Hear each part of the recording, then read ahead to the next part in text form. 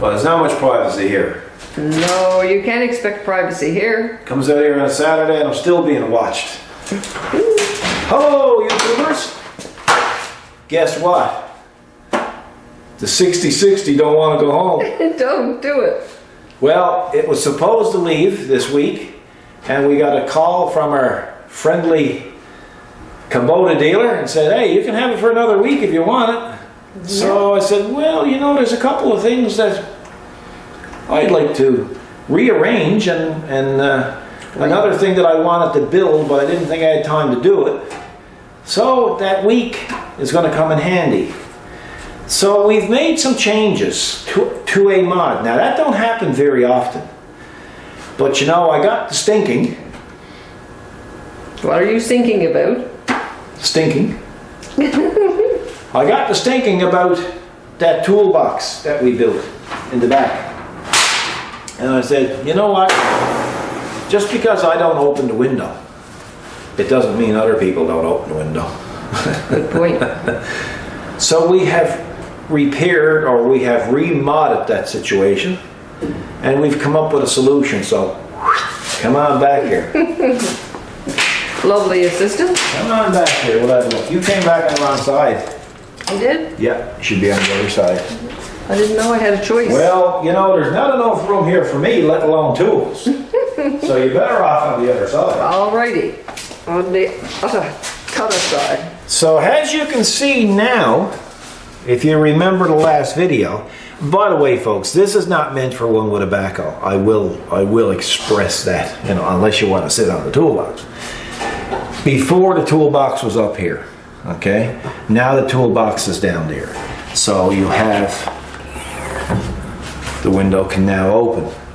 And I must say, it do look a lot cleaner. I like the way it looks. Also, I kind of stumbled on this. I couldn't have it swing open that way because you wouldn't be able to use the latch because of here. I didn't want to go over far this way because, I mean, you want to be able to check your oils and fill your snout down there, okay? And plus you want to be able to get at your top link. The last time I did the video, I talked about this here, and I said this is where you put your PTO shaft. See, folks, we don't go by a script. This is pretty well off the fly. So sometimes I might say, well, this is where you put your canoe paddle. You know? So don't take it literally. I mean, you kind of knew where I was heading with this. So to be correct, this is where the top link goes, okay? So you need to be able to work around these things. So again, wanted to come up with this, a happy compromise where you could have your toolbox, open your window, and be able to use stuffs down here. Plus fill your oil and check your oil. You can do that from the other side. I put bolts up here instead of carriage bolts, and I'll tell you why. Because there's a couple of reasons. Well, for one thing, right now, you have this little tray here. Then you can unlock it, which is waterproof, and you can come up here. Now normally you can't open it, but if you move it a little bit and hook it onto the bolt, it stays. See?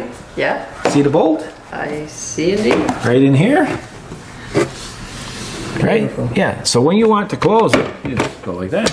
You close it, you put your latch on, and you're good to go. But it's like an assistant.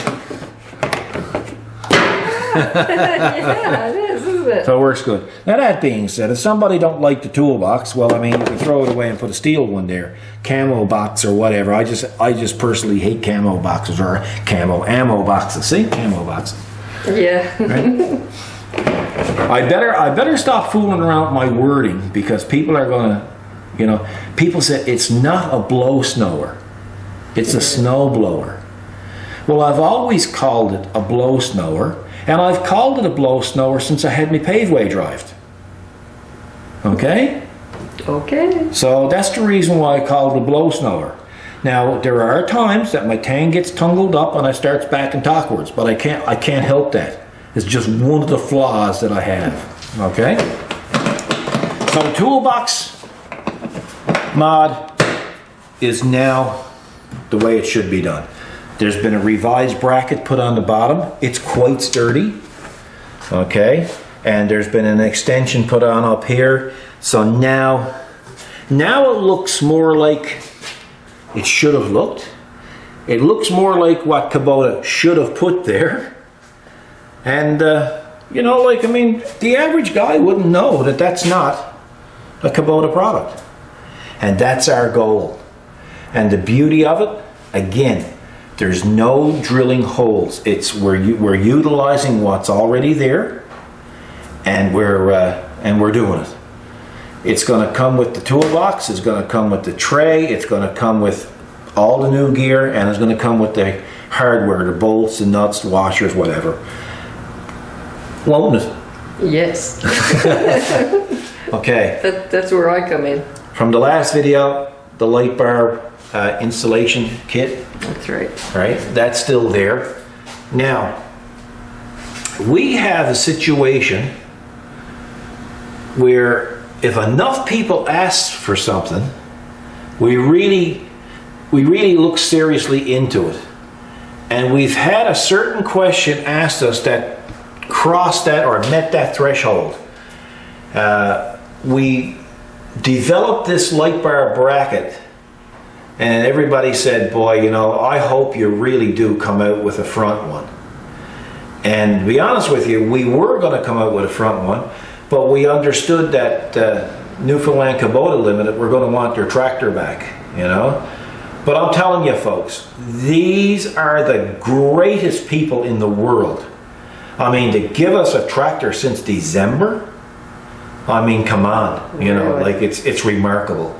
So, you know, and then extended another week so we could get some more mods done. It's just, well, I mean, we'll never be able to repay what they've done for us. You know, it's just the ultimate in support for your business, isn't it? It sure you know? is. And of course, you know, we love the product, and we hope that we're representing the product as well. So we have the light bar in the back done. So when we realized we have another week, I said, well, maybe I'll look into doing the front light bar bracket. And I really didn't want to do it because there's not a lot of room to work with up there. But we succeeded. We have a light bar bracket now developed. As a matter of fact, it's so new that the paint is still wet. That's right, it's pretty new. Because somebody wasn't supposed to come out with a camera yet. It was supposed to be dry. Well, here we go again. My fault. Not mentioning any names. Well, if you want to assume the responsibility of coming out with the camera, I'm okay with that. So let's head up to the front. Let's have a look at the camera. You don't need to pause it, just head up front.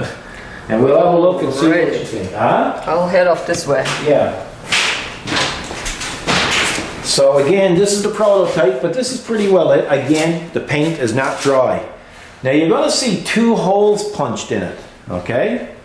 Because I have a certain person in mind. He's a local friend of ours, and he's going to end up with the prototype. And I have the holes punched in it right there now because I want to put a light bar on it and show the folks at home what it's going to look like with an actual light bar on it.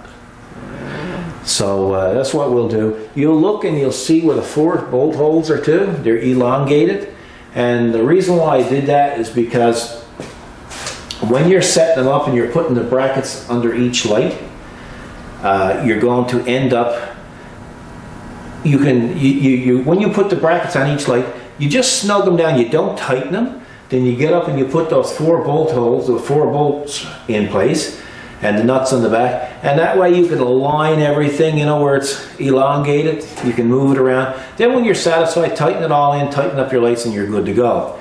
One other thing that I did find is in the front, the bolts that hold up the lights, okay, that we're using those that area for bolting on the brackets.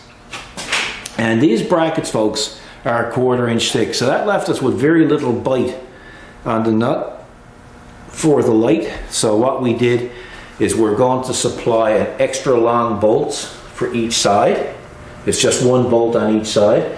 And of course it'll come with the normal hardware kit for putting these lights, this light bar together. But yeah, we came up with extra long bolts, so that way when you're putting it on, we know everything is safe and you're going to be good to go, and it's going to be easier to hook on. With regards to putting the bolts down, it got to go in under the roof. I discovered a trick that you don't have to take the roof apart. You don't have to raise it up or anything. And when you purchase the light kit, there will be a video showing you what we've done to put the bolt down in place. And it's literally only a couple of minutes to do it. So, and it makes for a better job. So Kathy, what we'll do is we'll go and get the light bar and put on it. And we'll just show the folks at home what it's going to look like with the light on it. What do you think? Sexy. That's nice. That is nice. Now that particular light, now folks, the light is not included. That particular light there got spot in the middle, and 4 outer ones on each side are floods. So, and I'm going to tell you something. My experience with this, I have had many people ask me to make brackets so they could put their LED lights on them. You put that on your tractor. Once that's on your tractor and you turn that on, when you turn those lights on there, you're not even going to notice they're on. As a matter of fact, I will bet that once you put that on your tractor, you won't even turn those on. Because these are going to look right yellow to you, and these are going to look like they're right bright. And you just won't be able to go back to the old design. One of those lights up in the front is plenty of light for those tractors. I know, been there, done that. And this is a much better light now than I've used. Because the ones I've used has either been flood or spot. Now you got a combination of both, right? Which is the best of all worlds, right? So this particular light bar here will hold up to a 14-inch comfortably, maybe a 15, you know, but 14 is plenty. And man, I'm going to tell you, it makes the tractor look some industrial looking, doesn't it? Oh, sure does. It makes it look like a man's tractor. It is. Right? We put a bit of muscle into the 60 series. Right? So, you know, it's our commitment is made with regards to light kit brackets. That's right. We've done the light kits for the light kit brackets for the lollipop lights that you can put strobes on. Now we have a light kit bracket for the back for the LED light itself. Long one, nice. We have the one up front for the light bar. Now people have an option now. They don't have to go with just the little ones here. They can put the big one up front and be done with it. And I'm going to tell you something. It's cool. Oh, it is. I don't care what anybody says. That looks good. It does. Yeah, I mean, they're all angled in. It's not thrown together. It's this one here is very, all of them are well thought out. But I think out of all the mods we've done, I think I've only went back and probably tweaked 2. So, you know, it's a good ratio. It's a pretty good ratio, because I'm going to tell you, we've done a lot. Oh, I can't even begin to count. We have so many that's not even released yet. Oh yeah, I know. Especially for the BX. The BX, there must be dozens of them that we haven't. And Kathy and I talked back and forth about new systems that we're coming up with, like bucket level indicators and stuff. And I'm like, folks, this is unbelievable what we're planning for that. You know, it's, I won't get into it. I get too excited, it take too long. But anyway, there it is, folks. If you like it, it's going to be on the website. If you want to see the link for that, it'll be in the video's description. Click on it, it'll take you right to there. There's no checkout on the website, and the reason why there's no checkout on the website, because it's unbelievable. People try to buy these mods to modify them to fit those green tractors and red tractors and that off-color orange tractor. Right? I forget the names of them. But anyway, you know, these are designed for Kubota and Kubota tractors only, and we're kind of exclusively for Kubota. I mean, we were using Kubota tractors before we even tried to make a living from them. Oh yeah. You know, and I mean, because of our respect for the Kubota tractor, we stuck with them. We have never had one. Well, I think the closest I came to breaking down was this winter. I had a plate go. Yeah, that's right. Yeah, because I struck a lump of ice that I shouldn't have struck, but I mean, everything was a lump of ice that day, and I slid into the bank, and the pressure popped the pipe. Other than that, you know, it wasn't because I hit it, it was because of the pressure, right? And it was due to the plow that I had, which is not a Kubota product. But anyway, so that's, you know, that's as far as that goes. But if you like something on the site, just email Kathy. The email address is in there, and well, most of the time she's decent to talk to.